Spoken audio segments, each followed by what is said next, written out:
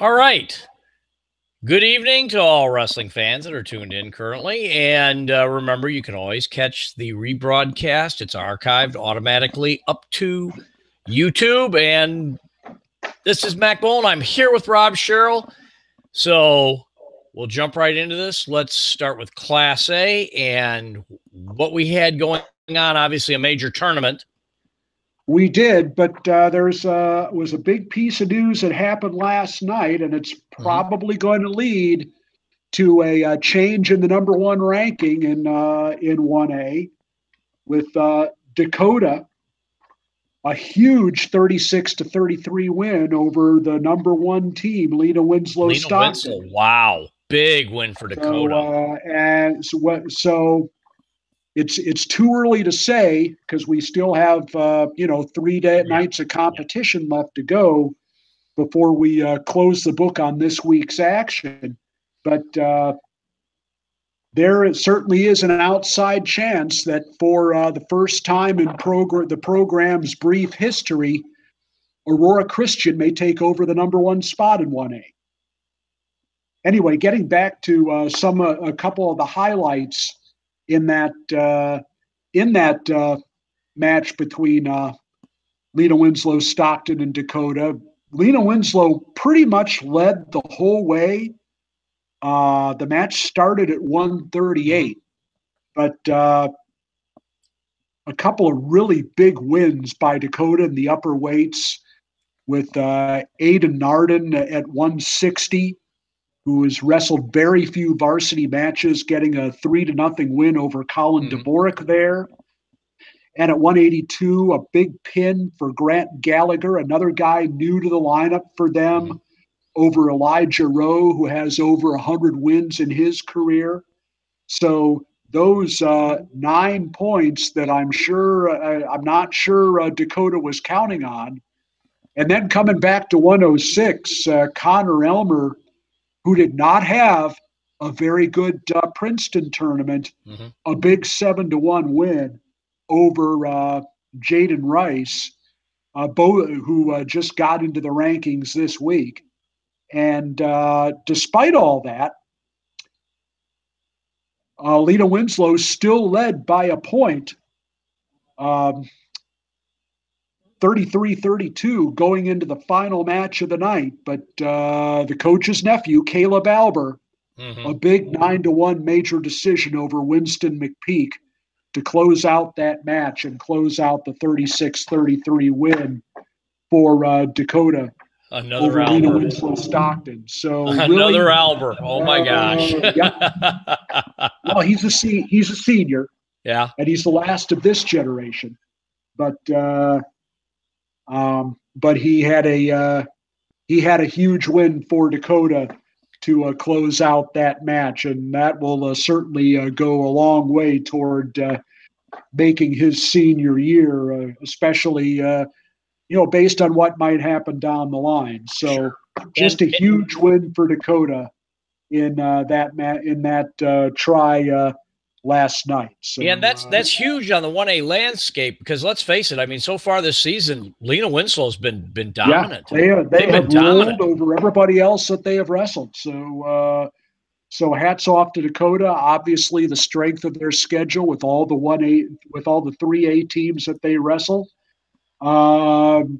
It makes a difference for them, even when their record doesn't look very good. And just a quick review of the Princeton tournament. That was won by Coal City. Yep. Dakota was second, followed by most of the other Class 1A powers. Orion was third, a nice showing by them over Clinton, Vandalia, Litchfield, and Clifton Central. So we have a bunch of top 10 teams in Class 1A taking all those, taking the top 7 spots at Princeton. So not a whole lot of surprises in the team race. Probably the biggest individual result out of there, again, turned in by a Dakota wrestler, and he got my number one star in the Illinois Best Weekly this week as a result. At 220, Maverick McPeak, 5-2 win over the defending state champ, Logan Lee of Orion. Wow. So you add that to his win at the Dvorak, and it's already been a pretty successful senior season for McPeak. And he had a win over Keaton Fogler of Olympia, probably the third best guy at 220 when all's said and done in the semifinals. So obviously it's not going to be completely successful if he doesn't close out his career with a state title. But boy, what a huge win that was. Oh, absolutely. And if my memory serves me correct, we've had a few McPeaks in the past. They've they're all sort of the same extended family. There have been a couple at Lena Winslow as well, including the one at 132. And I should mention the other really major result out of Princeton came out of 145, where Trey Hild of Petersburg Porta, who's been second in the state 3 times.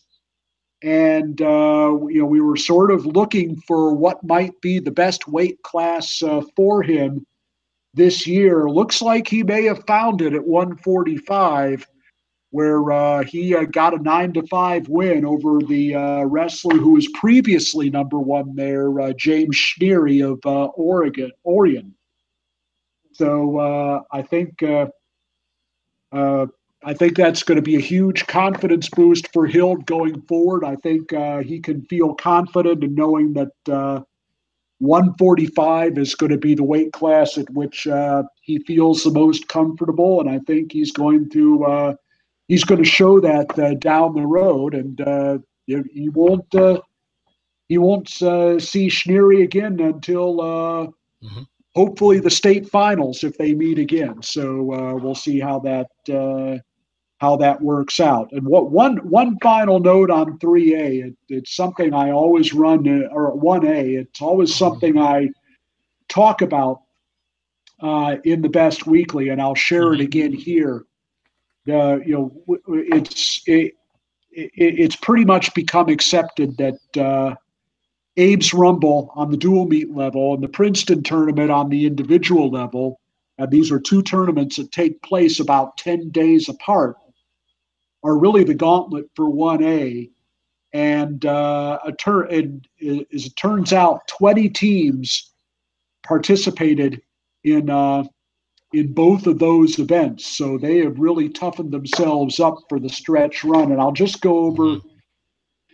give a shout out to the 9 ranked teams among those: Coal City, Clifton Central, Vandalia, Litchfield, Leroy Tri-Valley, Monticello, Wilmington, Olympia, and Petersburg Porta, the 9 top 25 teams that competed in both of those events.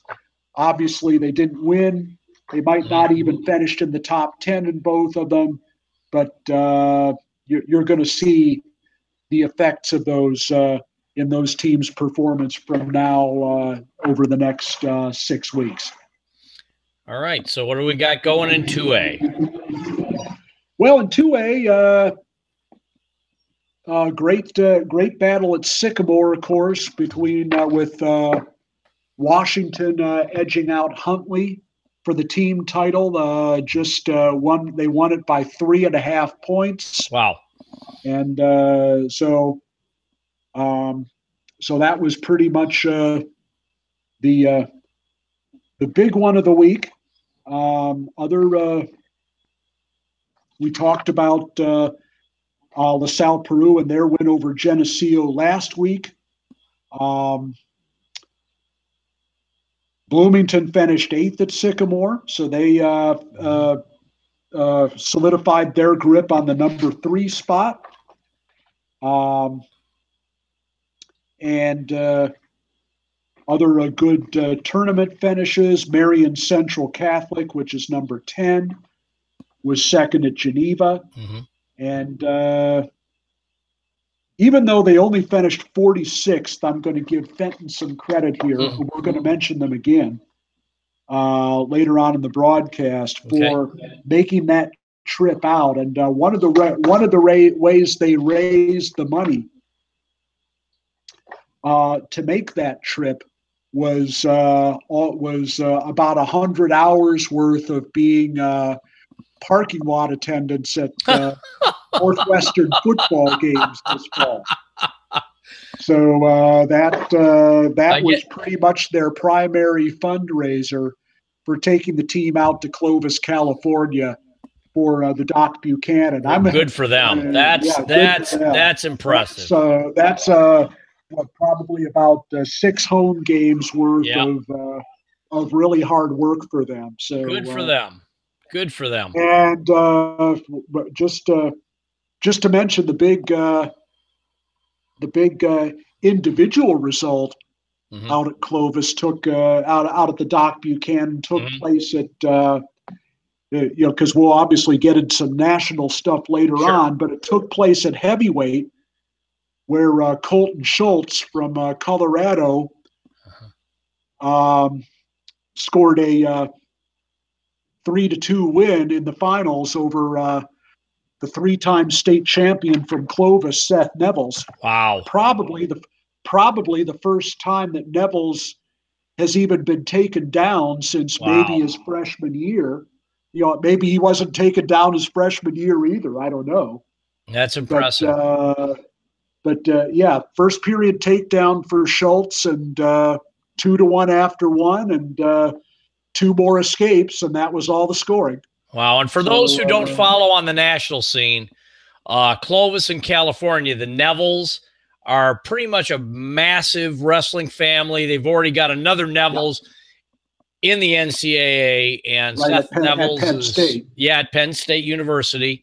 And Seth, of course, is going to follow him to Penn State. Yep. And while we're on the Penn State University thing, I got to give a huge shout out to Sean Bormet for scoring me the tickets for the duel in Ann Arbor this Friday versus Penn State University. Can't wait to see that one. That'll be a great one for sure. Absolutely. So that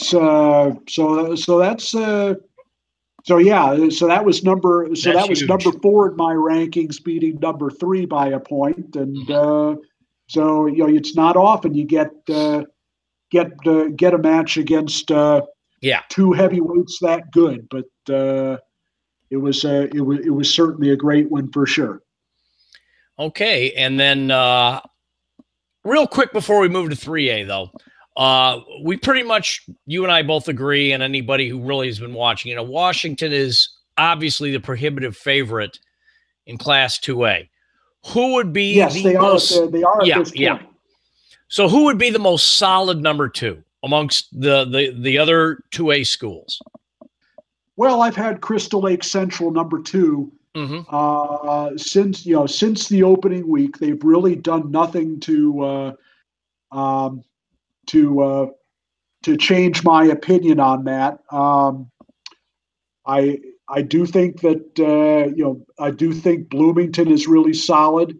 Unfortunately, as we're going to see as we go through the brackets, there was some unfortunate clustering going on there always is in 2A, but as we'll see. But I think it really is wide open after that that second spot. Dixon was a little bit of a surprise going all the way to a 3rd place last year, and they've gotten off to a 15-0 start this year. They've got a big,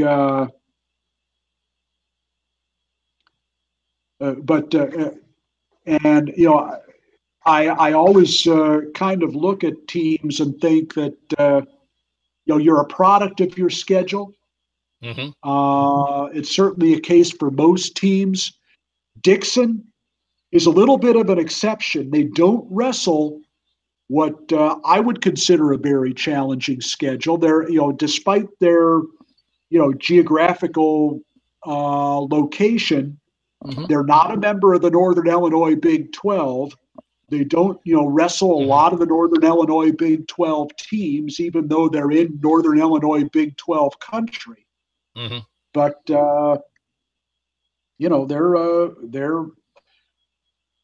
they've picked up where they left off in the state tournament last year. I have them number 5, and I think deservedly so. I think Geneseo is a team on the rise. Despite their loss to LaSalle Peru, and I think there are some good matches coming up between those teams, and we're going to it's going to get sorted out here with especially with the Northern Illinois Big 12 Conference tournament coming up very soon. But really after Washington, it's pretty wide open in 2A. So moving on to Class 3A, of course, we had the big tournament in Wisconsin, Cheesehead. No surprise, Montini pretty much ran away with the team title. Oak Park River Forest with somewhat of a, their lineup not entirely settled and had an injury default, continues to kind of overachieve and finishes second over Apple Valley, Southeast Polk, and Quezon Manorville. Right, which and again, they did better than I thought they would still without Patrick Kennedy. You can imagine how there would have been 40 or 50 points more if Kennedy was healthy. Yeah, and for those who have never watched or even if you check the brackets, Cheesehead's kind of unique in that they do a pool system, and you can have guys continue to wrestle and take 15th place, 17th place, all the way on up. Montini pretty much did what we expected, though I'll say Dylan Ragusin at 113 pounds, huge win over Noah Certain. Absolutely. Jacob Rundle wins the 106 for Oak Park River Forest, and huge win over Cullen Schreiber. Over Schreiber, absolutely. Who was my number 3 going in. Yeah. So and Rundle wasn't far behind. He was my number 7. So so that's two top 10 106 pounders nationally going at it in the final. Which was just what you hope to see. Sure. And another guy for Oak Park River Forest, Jack Fisher, 160 pounds, gives Ortiz a good match, loses 3-2, winds up 4th place.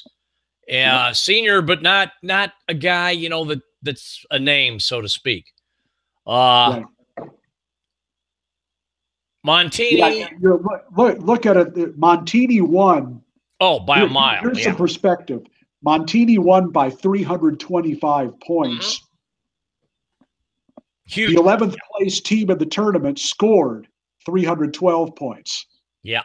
Their margin was bigger than the number of points scored by all but the top 10 teams in the tournament. Yeah. Yep. They're and I'll share a stat that we talked about before. Earlier. Go ahead and spit that out there because it's very interesting. Yeah, but Montini wrestled. Montini has 12 state-ranked individuals in my rankings. Everybody from 106 through 195. Those 12 individuals wrestled 52 opponents. And, some of them more than once. 52 matches against opponents who are either ranked here or ranked in their own state. They won 41 of those 52 matches, which is just that's 79%. Yeah. That's an incredible stat, just because Oak Park River Forest, by contrast, wrestled 48 such matches. Their ranked individuals wrestled 48 such matches. They only won 22 of them, which is a little less than half. Right.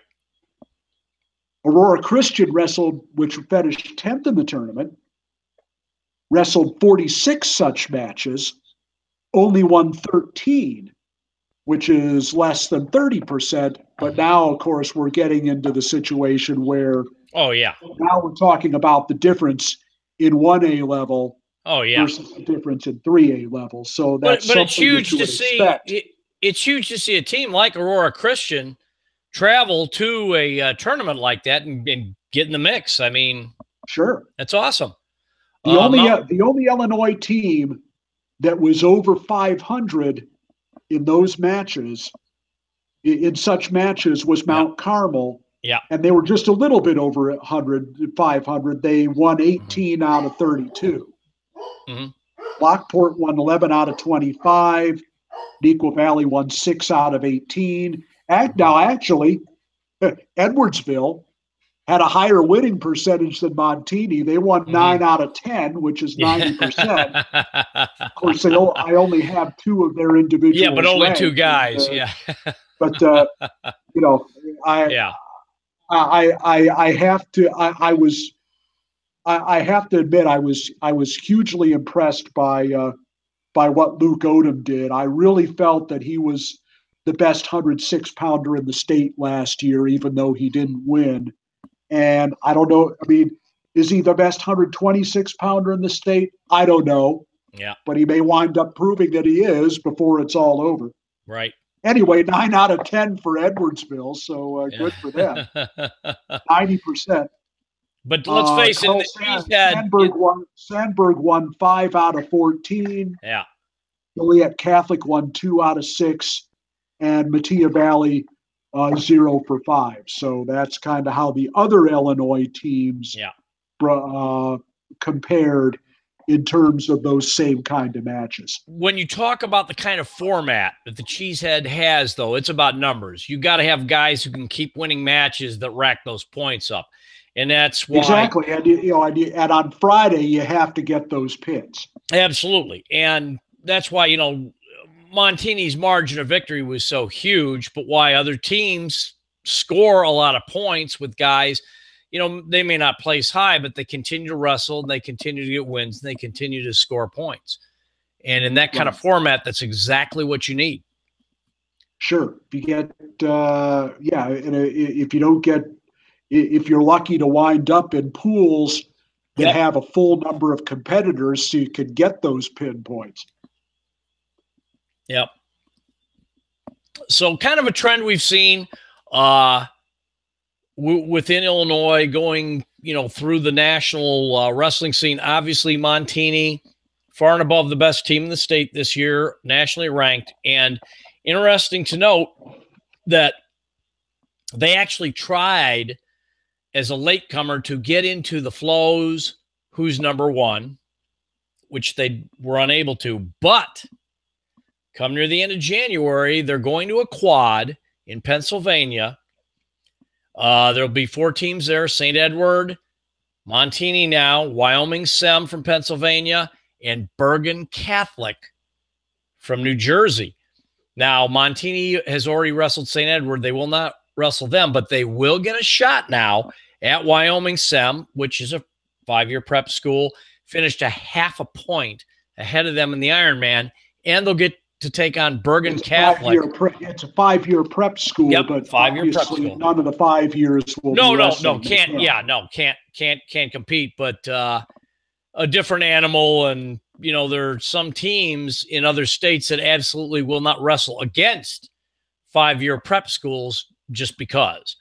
And then we got Bergen Catholic, which is ranked above Montini currently in some of the rankings. So they've got a really good chance to prove themselves. If Bergen Catholic was better at 220 and heavyweight than they are, I would give them a shot. But they are not good at 220 and heavyweight. They're not good enough to get 6 at both of those weights. So I just don't see. I mean, I think it's possible those are the only 2 matches they win.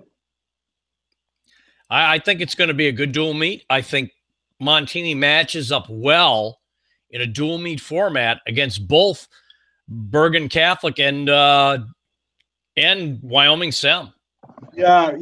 Sem's going to be a little more difficult matchup because their lineup's a little more balanced. But I just don't think. I mean, Bergen Catholic has exceeded my expectations this year. I certainly. Well, they're a good team. They're solid for winning at the Doc Buchanan, and now that now that Angelo is back in the lineup for them at 152, it probably means that Will Lewan is not going to get 6 against them at that weight, but I think it's certainly possible that Lewan could get 4. Sure. And Angelo is one of their better people. I mean, I just don't see. I just don't see the Carmen Ferrantes and Nick Cales of the world. Although I'll give Cale credit, they probably win at 106. Yeah, they probably win at 106. But I don't know that I see, based on what I saw at the Cheesehead. Yeah. I just don't know if I see a lot of other wins for Bergen Catholic. I think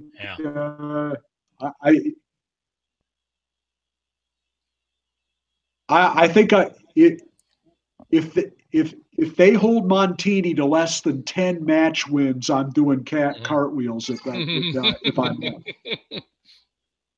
And actually, I think even against, and they will win, and they will win 220, and they will win heavyweight, but not with 6. Yeah, and I'll tell you, even though they're not going to wrestle, I think Montini is a really hard matchup against Buchanan. Yeah, I'm familiar with both lineups, and I think it is. I think the difference is I think once you get above 160, they're going to pose some problems for him. Yeah, they're good enough in those weights because once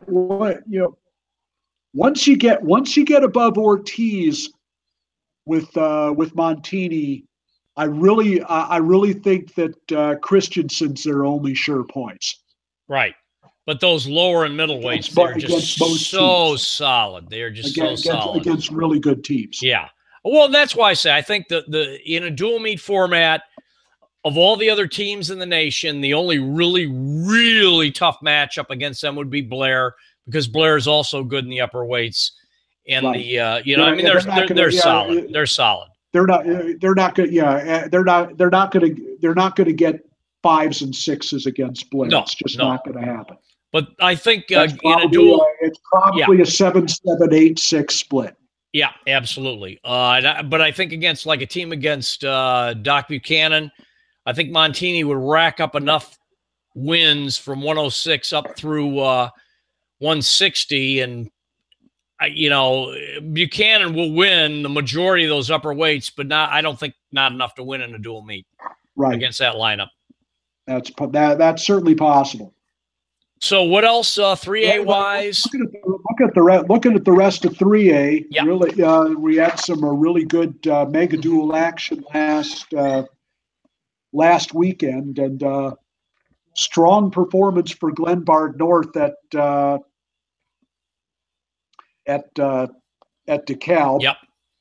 I guess that was, where was that duel at? The quad. Was it a quad? Yeah, it was a quad. I guess it was. I guess it was at DeKalb, but they beat DeKalb. They beat St. Charles East, and a really nice win for St. Charles East beating DeKalb. So they knocked DeKalb down a few spots, and I think this is just what we're going to see the rest of the year in that I'd say 5 through 15 area in 3A. Yeah, you can just you have to put a credit card, slide a credit card in between those teams based on the matchups.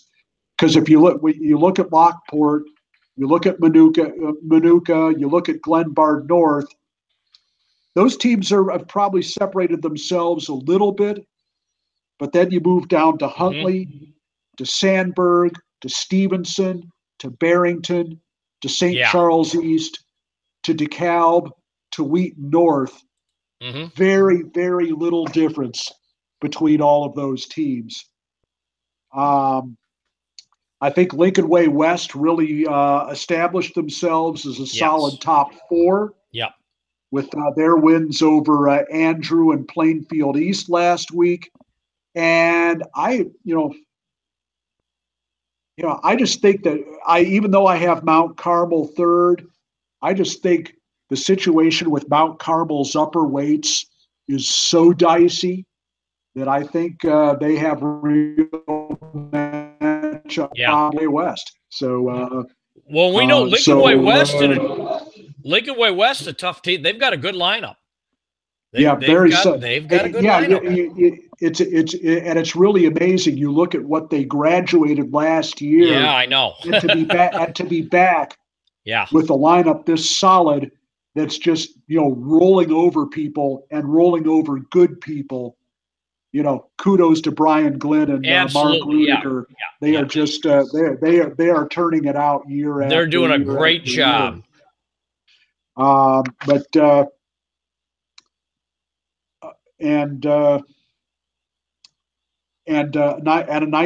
nice run for Manuka last week as well, with a win over Marmion, and a win that by a bigger score than I expected over Lincoln Way East, which is a red hot team right now. They've moved up to 18th in my top 25.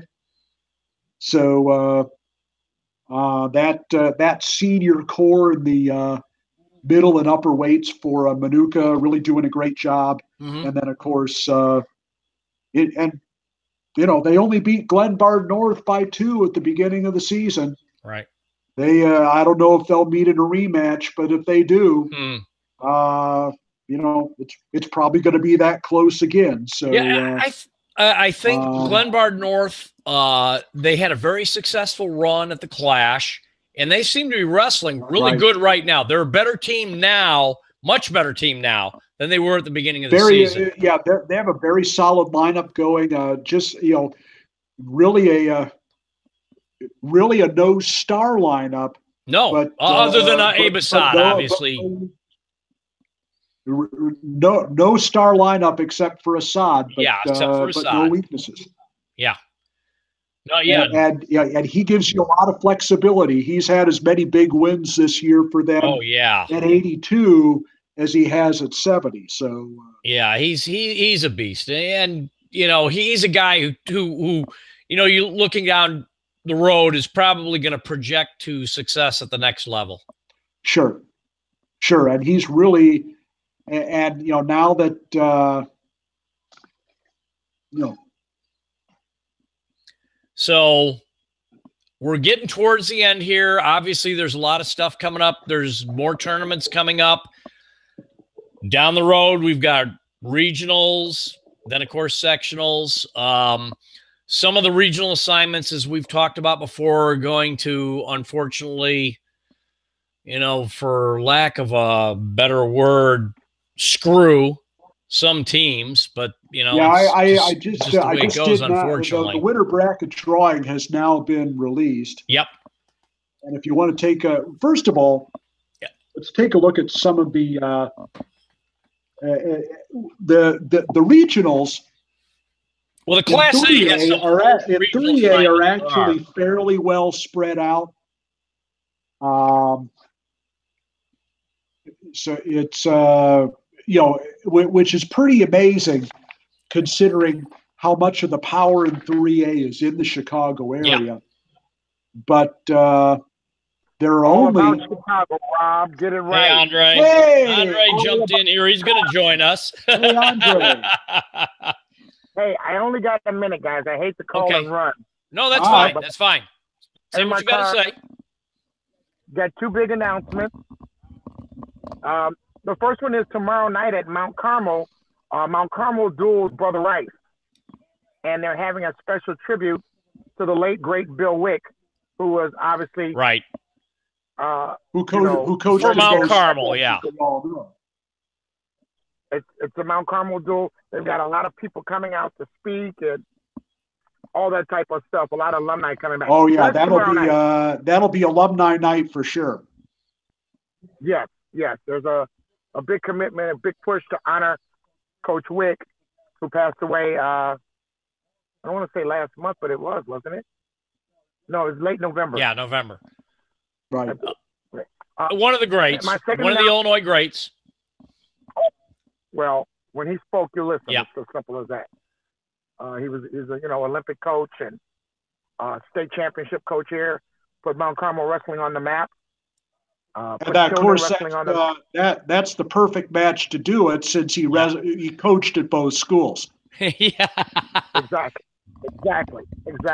Hopefully they're going to put a banner or something up in his name. I'll do is I'll take some pictures and we'll see what happens tomorrow. It'll be on IllinoisMatman.com for sure. Good. And the second announcement I got real quick is we're going back to the Chicago Catholic League to broadcast next Saturday. Or the Saturday the 20th. That's next Saturday, correct? Yeah, we're a week away. Chicago Catholic League, #1 conference in the state. We will be broadcasting. We'll get to see the Montini show. We'll get to see whatever the heck is going on over at Providence. Obviously, Mount Carmel, one of the better teams in the country as well. Brother Rice, they'll be there. All the characters will be there, Rob. Looks like, and it looks like over the last week, Andre, Providence has righted the ship a little bit. Did they? Well, big wins over Stagg and Oswego last weekend at the Orange and Blue duels.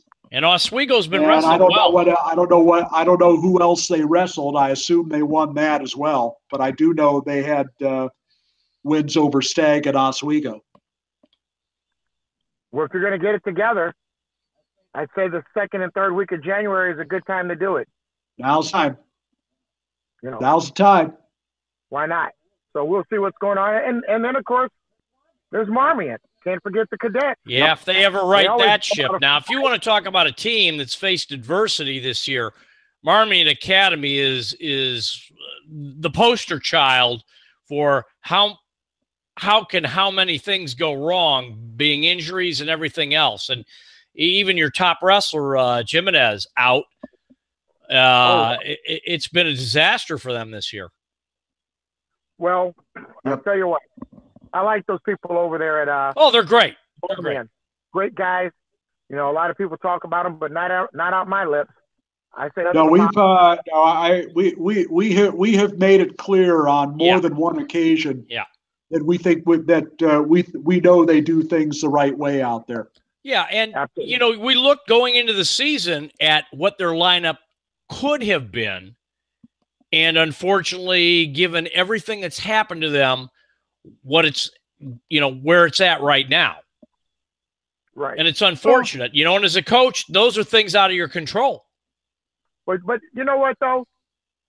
While it's a kind of they have things going on, that's the thing that's beautiful about wrestling. Okay? It's never going to be the perfect season where no one gets hurt, no one ever misses weight, no one wins all the key matches, and it's how you adjust and the things that you do to keep the ship afloat. It sounds like it's on Marmion to make some adjustments. Providence made some adjustments. Yeah, their challenge. Their two challenges all year have been to get the log jam from 20 to 32 spread out, the weights, and to get the log jam, at 52, 60, 70 spread out. And they've had some really bad injuries. They have the second one there. Injuries took care of some of that. Yeah. But they still have some work to do on the other end of the lineup there, and maybe at the Catholic League we'll see how they've for sure how they've decided to do that. Well, it'll be a beautiful day.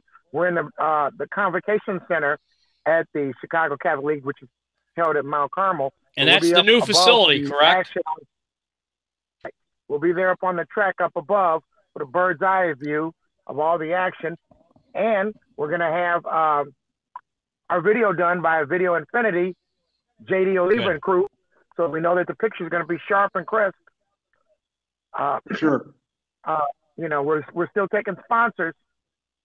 So if you want to sponsor, you need to hit up both myself or Mack Bolen. Yeah. My email, morganandre@live.com. You can come over to Mount Carmel tomorrow night, taking checks right there on the spot, and we'll just get this thing going. And Mack, I'm going to have to talk to you later on tonight. Sure. As well as you. Rob, you're on the team, right? I'm planning on it. Uh-oh. Oh, okay. Cool. Because I've already talked to Guy, and I told him, no ice storms, no snowstorms, no blizzards. Well, that's good. We're happy to hear that. Yeah. I've talked with Guy. Our ice storm's coming tomorrow, supposedly. Mm-hmm. So, but the car will be safe. The car will be safe in the garage. So yeah. So now this will be a tape delay broadcast. Yeah. We're gonna have Illinois Matmen run it later on that night. Okay. So obviously, you probably won't get any surprises that you don't know about by reading the internet, but you won't be able to see them anywhere like you can see them with this broadcast that we're going to put together for you. Is it going to be a YouTube?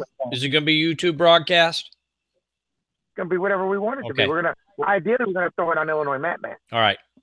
But we can also do a YouTube as well. Okay. Wow. Let's get our heads together after the broadcast, and we can. Just got the clearance, wrestling fans, tonight, so that's why it seems a little whatever. I've been a little bit behind. I'm normally on top of these things, but I've been running a little bit busy. And then of course, Rob, and you know this, and Mack, I'm going to make you can come by too. The next day on Sunday are the Chicago Public League Finals at Chicago State in the Emil Jones Convocation Center. Another beautiful facility wrestling. And I'm going to work on getting Mack Bolen to sing the national anthem. Maybe we can get him to go stage if his pipes can handle it. Yep.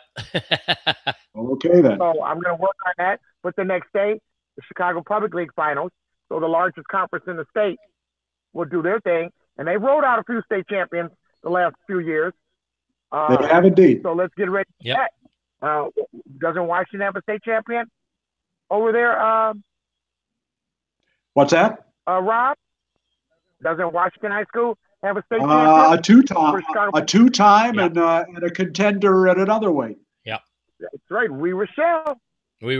Yep. and Bond is a contender as well. So gone are the days when the Chicago Public League was terrible. They're actually quite good, and there's certain individual weight classes. So I'll be there to see that. And hopefully Mack will be there. I got to do the PA announcing at that event. But I'm sure Mack can do a sideline report right quick while he's there. You know, we'll work on that. Yep. And Rob, if you haven't left town, you can come by and get a first-hand view for hey, I'm the Public League and I go way back, as you know. Yes, I do. Matter of fact, Rob, speaking of going way back, and then I'm going to get out the line. I was watching a match the other day. You were on Sports Center. Good old Sports Channel. Yeah. Those were the early days. Rob, you had not one gray hair, and you had a porn star mustache. It was great. That's bad camera work right there. I don't know, but you look good. Herb House versus Stevie Williams. Oh, yes. I want to say it was a state semifinal match. House was winning all the way. Got injured by Steve Williams. Williams came back and pinned him to win it. Two of the great Illinois wrestling greats. Cradle. And Rob Sherrill. Yeah. With a cradle. Yes, sir. Sean Sherrill took cradle to Steve Williams, we call it, down in Harvey. Yeah. Every twister learned how to hit that cradle. That cradle. You don't want to get caught up with him. You don't want him to come around to the front. It can be bad. But in an instant, the match was over.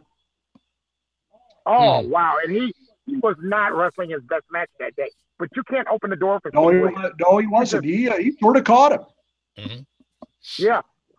So it was great. It really, really was great. And a young Rob Sherrill. What were you, Rob? 16 then? Oh, gosh. Probably. Oh, man. Well, that's all I got from the car. Broadcasting live from beautiful downtown Homewood. In the parking lot, Rob, at the post office. I'm at the post office on Ridge Road in beautiful downtown Homewood. We are Homewood. Yeah. Yes. We are Homewood. Yep. For sure. Well, so I just want to throw that out there. You guys go back and have a wonderful podcast. Sorry for interrupting. No problem. This is news you can use. Yes. Well, the big thing is, and we always like to do the webcast we can, and the CCL being one of the premier conferences in the state with nationally ranked teams and nationally ranked individuals is always a great webcast to watch. Always. Last year it was phenomenal. And it will be again this year. And especially, you've got all those Montini wrestlers with a program this year that's, they're right up there near the top. Oh, yeah. Yeah, it's going to be, it'll be interesting to see how many other guys can break in there. Yep. And, of course, we'll have we'll see if it's a great conference this year. We'll have Keith Healy going for his last go around in the the Chicago Catholic League. Yep. So the head coach of Providence, so that, something will happen with that, with the Lawless Award. There'll be a lot of things going on. Yeah. I'll see all you guys down there. I'm going to go over tomorrow to Mount Carmel and check out the facility, make sure everything's still painted in brown and white, and see what they do for my buddy Billy Wick. We'll be in the old gym tomorrow. You will be the man about everything. Yeah. You won't just be the man about town. You'll be the man about everything. They're making me give a speech. I didn't even want to do it. I got to tell a Bill Wick story tomorrow. I got a Bill Wick story for him. Good. But anyway, you guys have a good night. All righty. Play to Illinois wrestling. Right, man. And don't forget to keep reading. Whatever happened to. Hey, when are we going to see Johnny Starzyk? When are we going to see Johnny Starzyk on Whatever Happened To? When Johnny Starzyk answers his phone. Oh. It's just simple as that. Okay. But maybe he'll show up at the Catholic League, and I'll get it right then and there. All right. There you go. I'm trying to get Starzyk and Mikey Benefield to answer their phones. Well, I can contact Mikey Benefield. That's I see him all the time. He has assistant coach there at Montini. That's the same thing. We've got Montini's press agent on this panel, so I'm gonna have Mikey Benefield cornered next Saturday. Mm-hmm. Don't worry, it's all coming to fruition next Saturday. All righty. All right. See you later. All right. Hey, we'll talk later. Take care. Bye. All right. Later. Oh, he's the best. Okay, so he's the best. Coming up this weekend. I think. All right. What do we got going? Weekend. Well, coming up this weekend, got a little. Let's see. What do we got? We already know what happened last night. Yep. That was a real stunner. Yep. Let's see. Tournaments this week. Kind of more of a downstate focus this week, as we've got As we got the Quincy tournament on the river, the Muhammad Seymour tournament, the Geneseo tournament, which has Geneseo had some tournament great has out-of-state too, days correct? over its history. Yeah.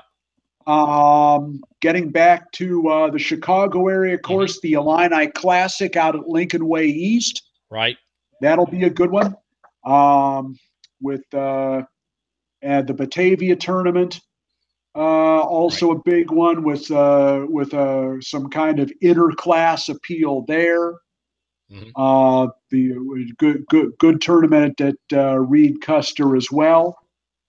Tomorrow night, and Andre already talked about the Brother Rice being at Mount Carmel with the Bill Wick tribute there.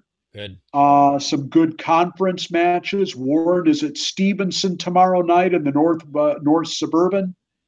Lockport is at Stagg in the Southwest Suburban. Wheeling is at Prospect, a good one in the Mid Suburban tomorrow night.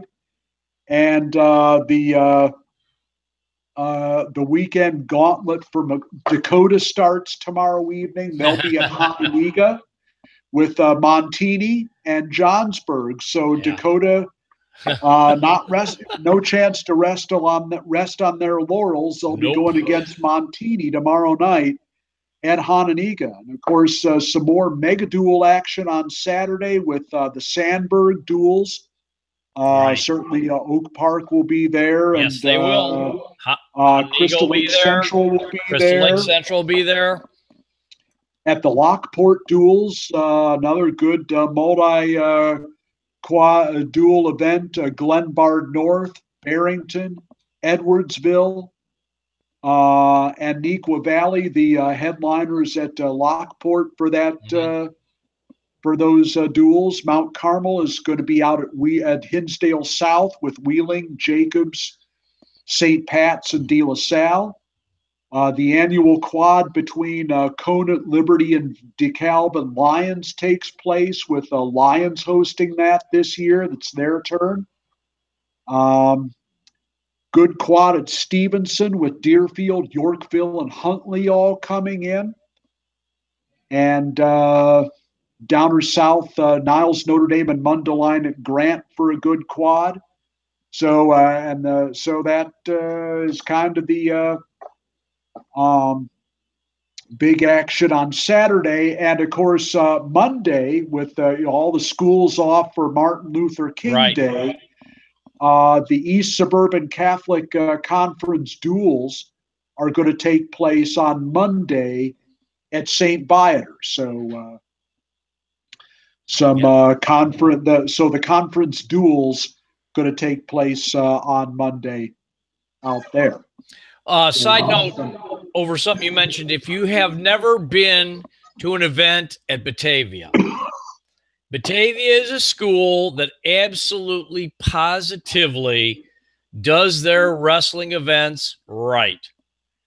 They throw everything into it. I mean, they've put out smoke, and I mean, they do a really good job of promoting the sport. So I got to give a shout out to Batavia. Over the past, they've done a phenomenal job. All right. Well, we're going to leave. I think we can leave the assignments till next week, since we're kind of getting low on time here. Yeah.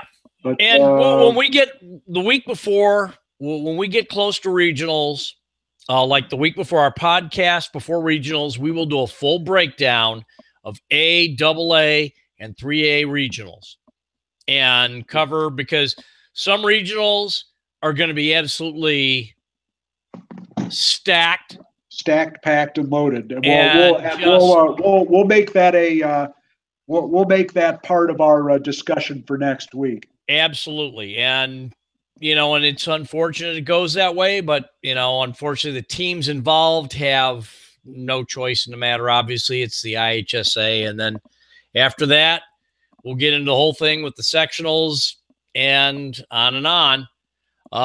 We're going to go ahead and wrap this up. This is Mack Bolen. I'm here with Rob Sherrill again. We love your feedback. You may contact me on Illinois Matmen.